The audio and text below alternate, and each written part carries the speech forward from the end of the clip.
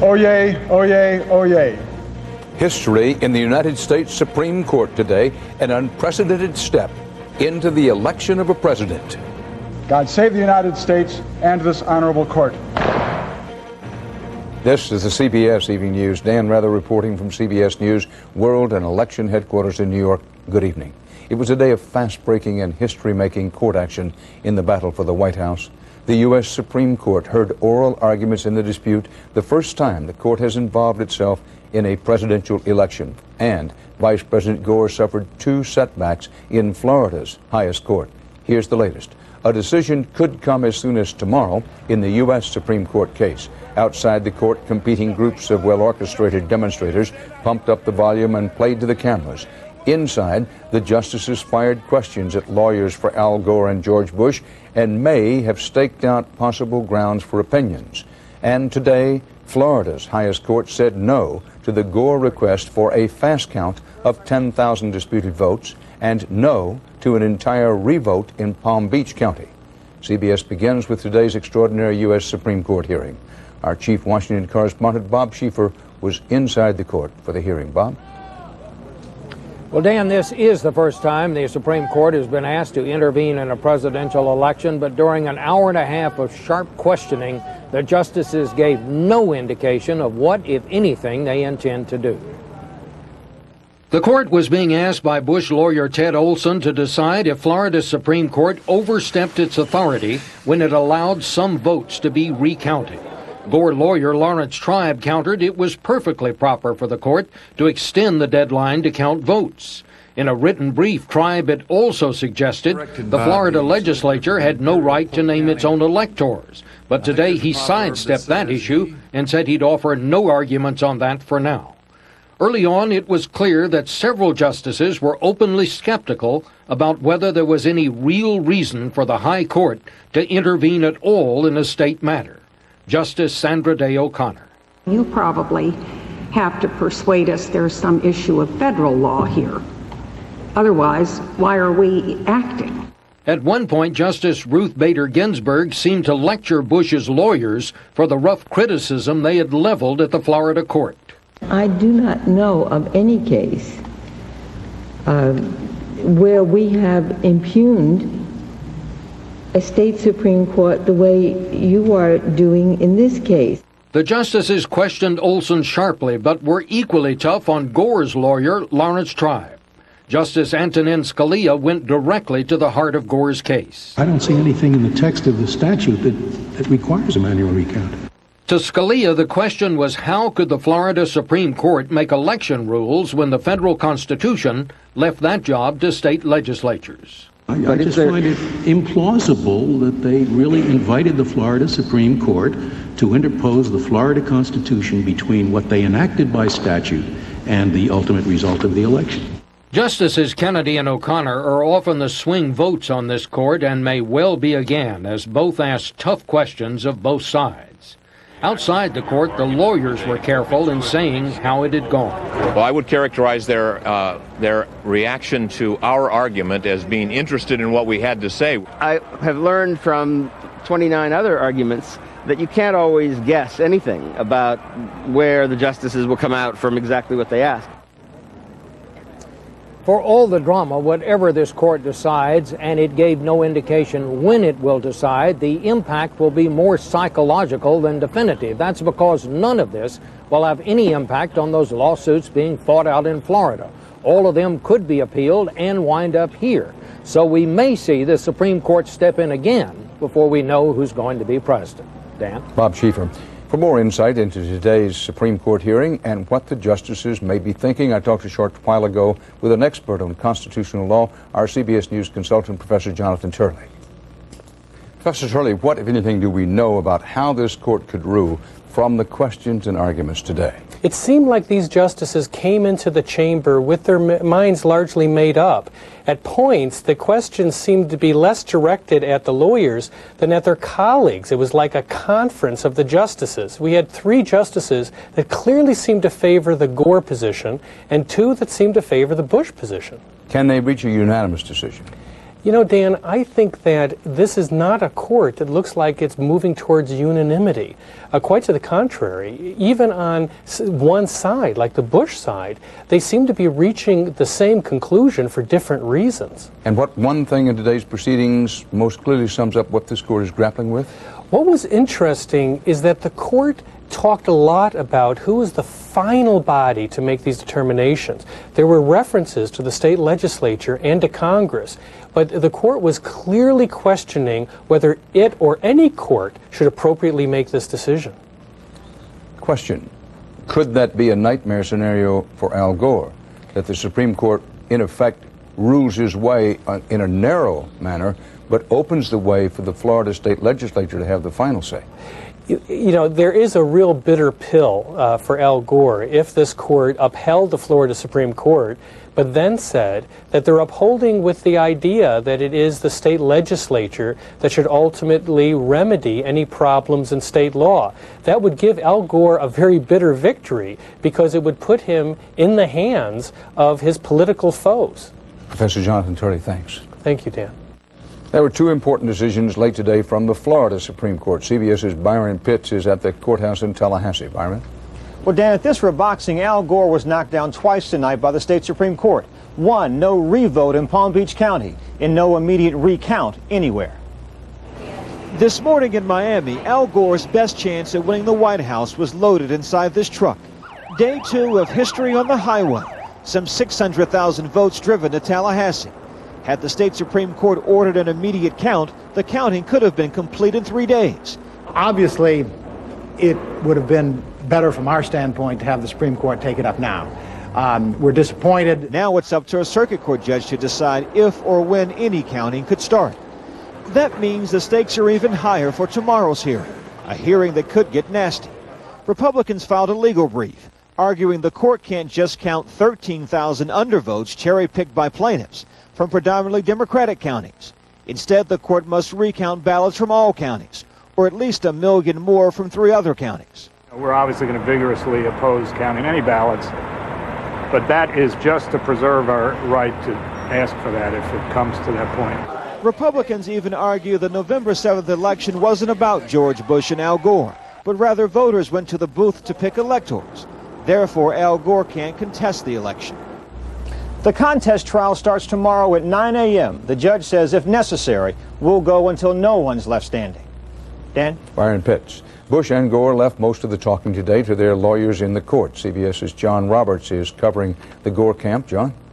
Dan, the vice president certainly would have preferred to have that hand count start immediately, but he feels that he didn't lose too much today with the Florida Supreme Court ruling. As Byron Pitts reported, a circuit court judge will begin hearing that case tomorrow, and Gore's attorneys have been told that they may get a decision as early as Sunday morning. As for today's proceedings at the U.S. Supreme Court, the Gore campaign is playing down their legal significance, saying they have no bearing whatsoever on the current case to contest the election in Florida. But Gore's advisors admit that the real danger with an unfavorable ruling from the Supreme Court is political. Congressional Democratic sources have told CBS News that even a narrow ruling on a 5-4 split would send many Democrats running for the hills. A broad ruling and the vice president's support on Capitol Hill could completely collapse. That said, of course, there's nothing to suggest that the Supreme Court won't rule in the vice president's favor. Dan? John Roberts. Now over to Austin, Texas. Bill Whitaker's covering the Bush campaign. Bill? Dan, the Bush camp continued its legal full-court press today, but of course its attention was on the U.S. Supreme Court. Their public line that they're very happy with the way things went in court. They thought that the justices' questions were much tougher on Gore's attorneys. But clearly they weren't all that happy with the questions that their attorneys got, because sources close to Bush already are spinning that a loss in the Supreme Court wouldn't be devastating, that it would merely be a return to the status quo. And the status quo in Florida, they say, is that Bush is the winner. Now, that's the spin. The reality is that they're pressing ahead aggressively in Florida, in the state courts and the legislature, just in case. Dan? Bill Whitaker. Pending in the Florida courts is another case that could, if it succeeds, put Florida into the Gore column. This case hails from Seminole County and involves a challenge to thousands of absentee ballots that went 2-1 for Bush, but the Democrats say those ballots, a lot of them were altered. CBS's Jim Axelrod is covering that case. Next ballot, George Bush. A sleeper of a lawsuit about these absentee ballots in Seminole County, Florida, may soon be shaken awake and pushed center stage. We think it's wrong, it's illegal, and these votes should not be counted. Harry Jacobs is a Democrat suing the Republican election supervisor in his county. She admits letting Republican operatives put required ID numbers on absentee ballot applications after the voters forgot. Not the ballot, just the application, but still against the law, stating solely a voter or relative or guardian could do so. It would be a hyper-technical argument that, again, doesn't have any effect on the validity of the vote. The suit seeks to have all 15,000 absentee ballots thrown out. Since they went 2-1 Bush, that would throw the election to Gore. Even to Democrats like John French, that sounds like the death penalty for a speeding ticket. And he used to run the state Democratic Party here. Here you are in good faith saying, all I want to do is vote like any other American. And are we going to throw their vote out because their political party or their vendor screwed up? I don't think so. Not in this lifetime. But tonight in Tallahassee, there's a growing school of thought that the absentee ballots of Seminole County, where strict laws appear to have been violated, might hold hope for Democrats. I think of all the pending litigation, this is really Gore's best shot. Late this afternoon, another judge started hearing another similar suit from another county. Both cases present the Gore campaign with a problem. How can they embrace throwing out ballots when their whole strategy rests on the simple phrase, count every vote? Jim Axelrod, CBS News, Tallahassee. In Washington state, a recount in the last undecided U.S. Senate race now shows Democrat Maria Cantwell has unseated incumbent Republican Slade Gorton. This means the new Senate will be tied 50-50 between Republicans and Democrats. Still ahead on tonight's CBS Evening News, a possible breakthrough in the treatment of leukemia. And the airline changed its name, but did it change its ways?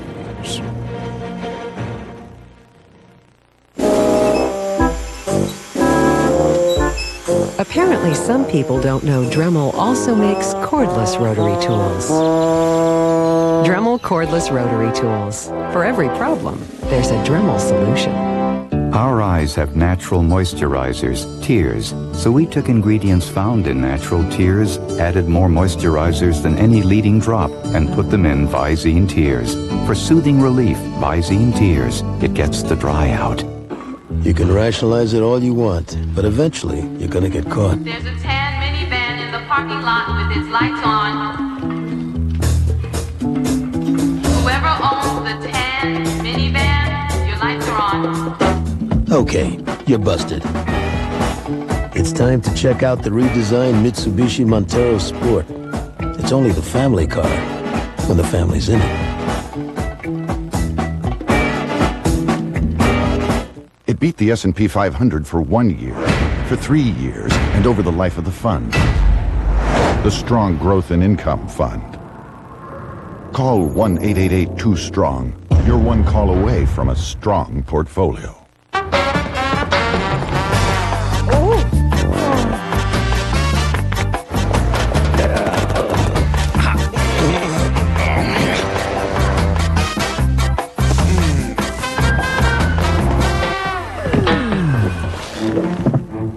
The Percussion Massager from Home Medics. Unique percussion action like nothing you've ever felt. It's no wonder it's what professionals use when they're not being, well, professionals.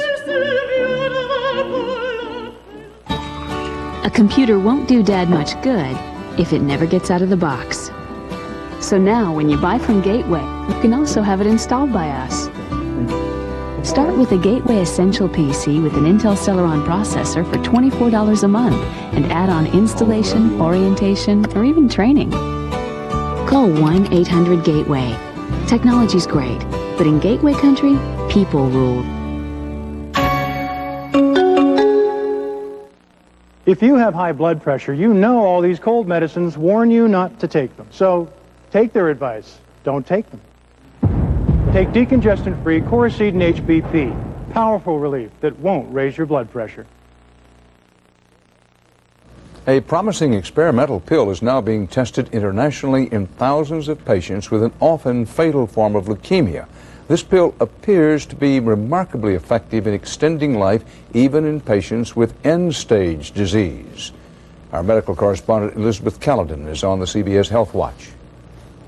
It's an advance in the war on cancer researchers have been waiting for years. A little orange pill known as ST-1571 that is showing what some call astounding success in treating leukemia. This is a dramatic breakthrough for the treatment of chronic myeloid leukemia. Results of a study to be released tomorrow show the drug in many cases causes complete remission of a normally lethal disease. We'll be presenting data on well over 1,000 patients.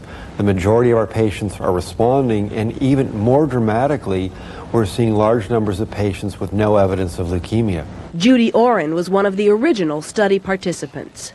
Gets me at waking up in the morning and, planning for the day. But the drug has meant a lot more than that to cancer researchers because of the way it works. Unlike chemotherapy, which kills even healthy cells, ST-1571 goes after the specific genetic abnormality that causes the leukemia, a first of its kind in so-called targeted therapies, showing broad-scale success. Where we go from here is to identify what those critical abnormalities are in each and every single cancer and leukemia. The benefits are the cancer dies and patients suffer few side effects. In Judy's case, the worst problem has been water retention and puffy eyes.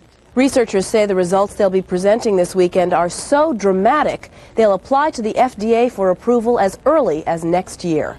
Elizabeth Caledon, CBS News, New York. Mexico got a new president today, and for the first time since 1929, it also got a new ruling political party. Vicente Fox of the National Action Party was sworn in, ending the Institutional Revolutionary Party's 71-year grip on power. It's the first peaceful transfer of power to an opposition party in Mexican history. A judge in Chile today ordered former dictator Augusto Pinochet to be tried for kidnapping. The retired general, now 85 and in poor health, was placed under house arrest pending trial. He's charged with complicity in the disappearances of at least 19 people shortly after he led a military coup in 1973. A tour of a coca-growing region in Colombia by U.S. Senator Paul Wellstone was jolted by word that police had found and defused 2 roadside bombs nearby. Wellstone of Minnesota is a critic of the the government of Colombia and its U.S.-backed drug war.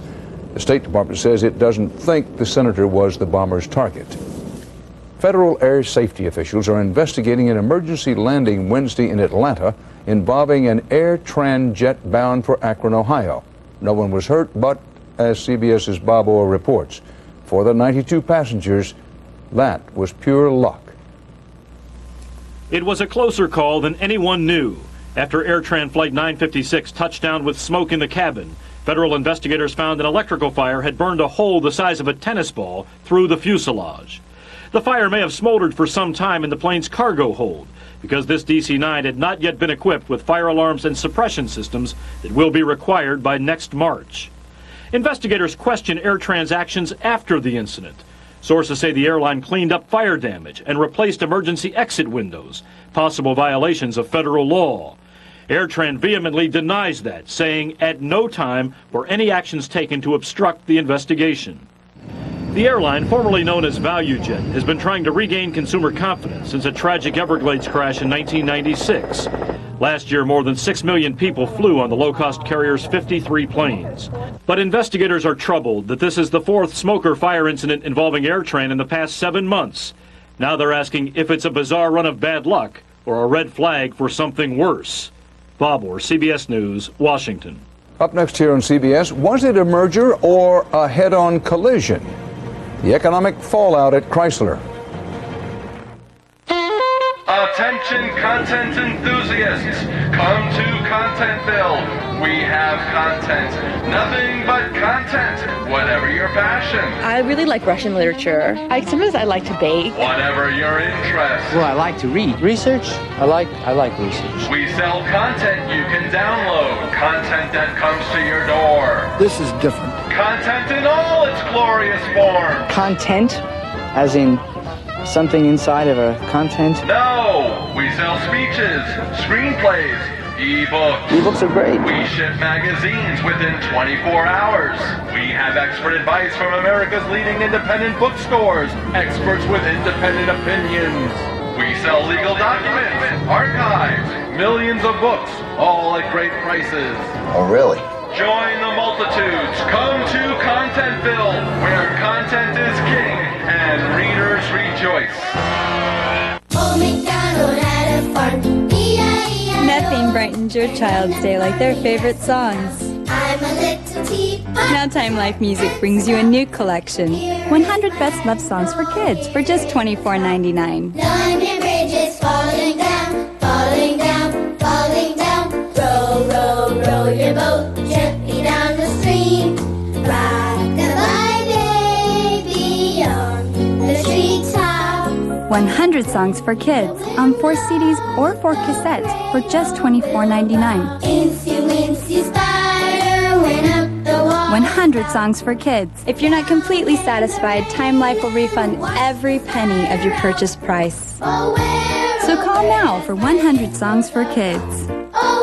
To order 100 Songs for Kids, call 1-800-865-7474. Send $24.99 for 4 CDs or 4 cassettes, plus $4.99 shipping and handling to the address on your screen. Thanks for making Aleve. I often had a hard time walking and even had surgery on both knees. Most pain relievers worked for a while, then quit. Finally, a doctor suggested Aleve. Soon I could dance all night again. Just 2 Aleve can stop pain all day. It would take 8 Tylenol to do that. Now people say I'm a walking advertisement for Aleve. All day strong, all day long. And now cold sufferers can get the all-day strength of Aleve and new Aleve Cold and Sinus. CBS Hard News investigates a matter of life and death. Hard-hitting investigations from the best team in the business. Eye on America, only on the CBS Evening News with Dan Rather. The CBS Market Watch shows after yesterday's market drop, stocks closed mixed today. The Dow was off 40 points. The Nasdaq gained 47. The big 3 U.S. car makers today reported a drop in sales for November. General Motors down more than 8%, Ford off 7%, Chrysler sales dropped 5%. CBS's Anthony Mason reports these are tough times for the American division of German-owned Daimler Chrysler. With sales sliding, Chrysler lost $500 million last quarter. Today, the company said it will idle 8 plants this month and temporarily lay off 26,000 workers. It's a saturated market, and all of this requires immediate action. Suddenly, Chrysler is a company in turmoil, but the trouble may have started 2.5 years ago after it celebrated marriage with Mercedes parent Daimler-Benz. The companies are a perfect fit. Somebody said a marriage in heaven.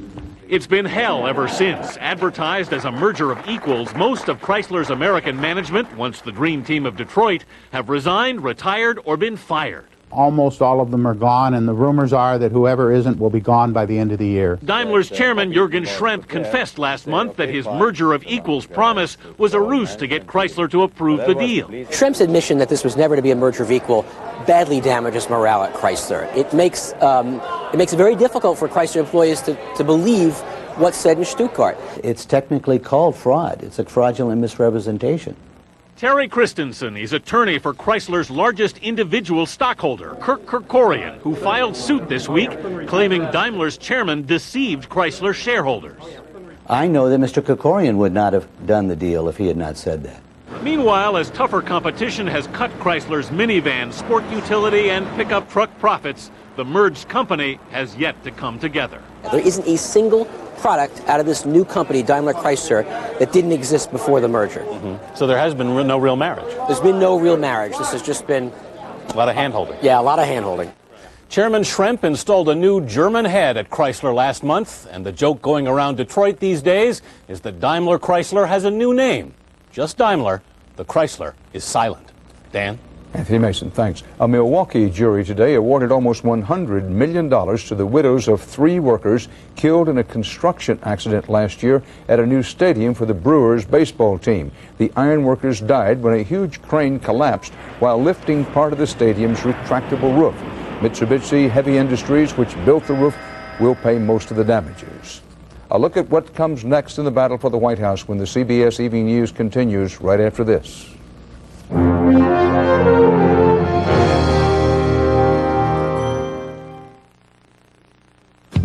If it isn't purple, it isn't Prilosec. Isn't it Prilosec time for you? Ask your doctor about the purple pill they call Prilosec.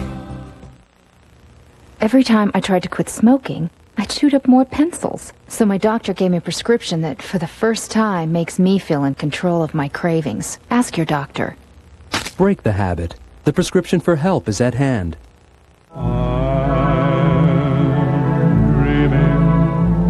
Of a white Christmas. Some things never change. Just like the one. Like the songs that make the holidays so special. Oh, there's no place like home for the holiday. The Time Life Treasury of Christmas, a tradition in millions of homes across America. Have a holly jolly Christmas. Only Treasury of Christmas brings you all these timeless classics. Rudolph the red-nosed reindeer had a very shiny nose. Chestnuts roasting on an open fire. The Time Life Treasury of Christmas, America's best-loved Christmas collection on 2 CDs or 2 cassettes. Rocking around the Christmas tree at the Christmas You'll get 50 holiday favorites. Jingle bell, jingle More than 2 full hours of holiday fun. Here comes Santa Claus, here comes Santa Claus, riding down Santa Claus Lane. Silent night. Each song brings the wonder of Christmas into your home. Hark the herald angels sing. Have yourself a merry little Christmas. Let your heart... So call now and enjoy the Treasury of Christmas for years to come. To order Treasury of Christmas, call 1-800-663-4224. That's 1-800-663-4224. Or send $19.99 for 2 cassettes plus $3.99 shipping and handling, or $26.99 for 2 CDs plus $4.99 shipping and handling to Treasury of Christmas, Department 5, Richmond, Virginia, 23280. Coming up tonight at 6, for the past few winters, we've had relatively mild weather, but that may all be changing. We'll tell you why coming up tonight at 6. With the weekend looming, here's a look ahead in the battle for the White House. A U.S. Supreme Court ruling could come as soon as tomorrow. Whenever it comes, CBS News will bring it to you. A Florida Circuit Court hears arguments tomorrow on the Gore request for some hand counts of votes in Miami-Dade and Palm Beach counties. This follows Florida's highest court ruling late today against faster counts of some votes and saying no to a revote in Palm Beach County, both setbacks for Gore. And that's part of our world tonight. Bob Schief will have the latest on the election Sunday morning on Face the Nation. And now a few seconds from 60 Minutes. Sunday on 60 Minutes, a police officer who blew his career by blowing the whistle on dishonest cops. For the CBS Evening News, Dan Rather reporting. Have a great weekend. Good night. For news 24 hours a day, CBS.com on the internet and on our interactive partner, America Online, at keyword CBS News.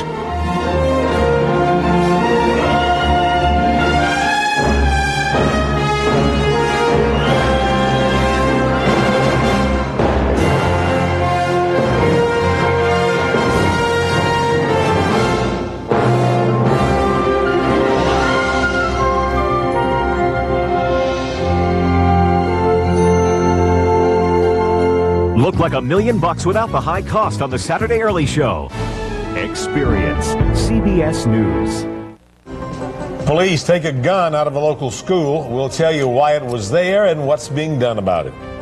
The day after a deadly school bus accident, there are serious questions about the bus driver. A News Channel 5 investigation shows problems in her driving record that parents didn't know about. And Storm Target 5 scanning the skies across the Mid-South. No precipitation now, but that will be changing, and some of it could be snow. The news is now. From the News Channel 5 Network, this is News Channel 5 at 6. Your news and information leader. Good evening, everyone. I'm Chris Clark. And I'm Vicki Yates. Well, for the first time this season, Ron is predicting a little accumulation. Yes,